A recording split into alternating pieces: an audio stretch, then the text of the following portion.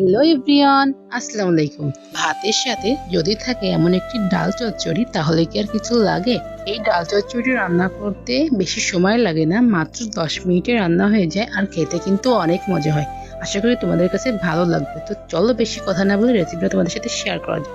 তো প্রথমে আমি নিয়ে নিব হচ্ছে এখানে মসুরের ডাল, আর নিয়ে নিব হচ্ছে কাঁচামরিচ, আর এর ভিতরে দিয়ে দিব কুচানো পেঁয়াজ, দিয়ে দিব কুচানো আলু, পর এর ভিতরে দিয়ে দিব রসুন কুচি।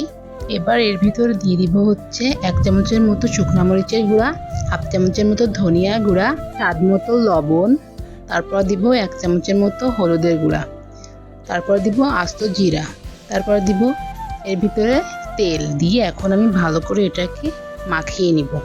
তো মাখিয়ে তারপর এর ভিতরে দিয়ে দিব হচ্ছে পরিমাণ মতো পানি। তো বেশি পানি লাগবে না, অল্প পানি দিলে হয়ে যাবে।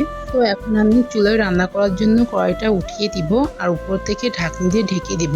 10 মিনিট পর ঢাকনিটা উঠায়ে দেখব যে ডালটা সিদ্ধ হয়েছে কিনা। তো ডালটা কিন্তু অলমোস্ট সিদ্ধ হয়ে গেছে। এখন আমি এটাকে আবারও 2 মিনিটের মতো রান্না করে নিব।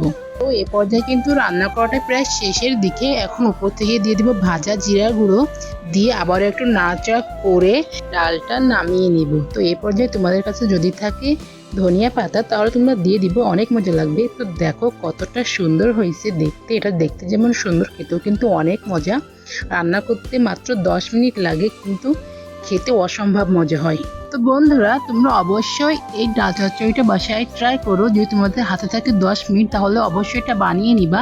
বন্ধুরা, তোমাদের কাছে যদি আমার এই সিম্পল ডাল রান্নার রেসিপিটা ভালো লাগে তাহলে অবশ্যই লাইক করো, চ্যানেলটাকে সাবস্ক্রাইব করো, পেজটাকে ফলো দিয়ে দিও।